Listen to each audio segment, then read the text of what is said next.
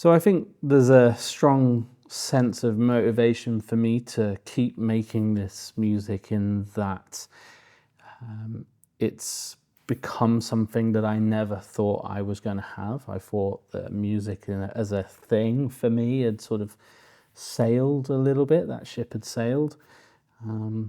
Either I was going to be the guy on the side in the corner playing keys and piano and not doing anything, or then doing some teaching and doing some other stuff around music. And sure, I do all of that stuff still, and I love it, and it's always going to be a part of a really rich and varied portfolio career, which we all must have now. But I think there's something so special in the fact that I never set out to do this. I am more surprised than anyone that Simeon Walker, my name of Simeon Walker, is kind of like put out there on Spotify or YouTube or wherever else. Have a real issue with the fact that a lot of the time, having to do these interviews or have pictures taken of my face and then put them everywhere, because that doesn't feel. That feels incongruous. It feels like that wasn't ever why I was doing it. I was never doing it to be something. But as time has moved on, I've become so aware that there are people who seem to like what I'm doing, and that is a nice feeling for sure. And I hope that it comes across as me just trying to be real, trying to be honest, and tell us a genuine story about what I'm doing, what I'm making, what I'm experiencing as a musician, as a creative person.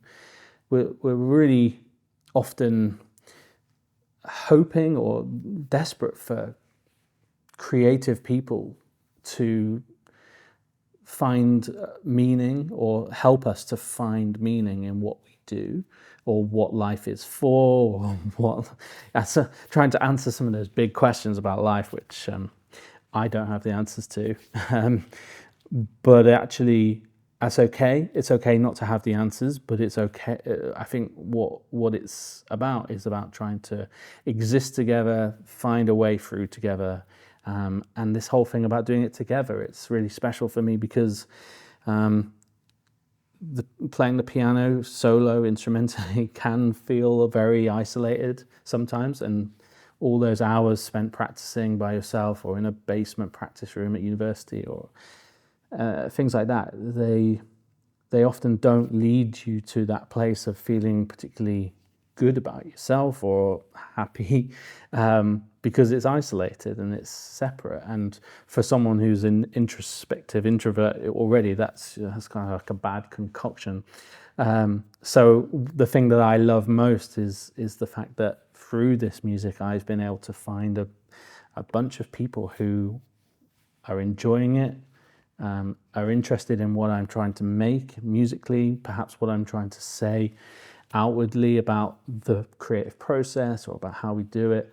And not that I'm some kind of special person who's got all the answers, but it's just I'm someone who's trying, failing, sometimes succeeding, and trying to bring people together and experience it live and having a really good time making musical memories together in live shows and on tours and online and interactions, and having emails with people from the other side of the world who somehow or other have found my music, and being able to engage and share that with other people is so meaningful for me. And that's why I do it. That's why I keep on doing it. And is why I'm going to fight to carry on doing it, even though it's more difficult than ever as a creative person to find a way to make this sustainable. I'm going to keep doing it.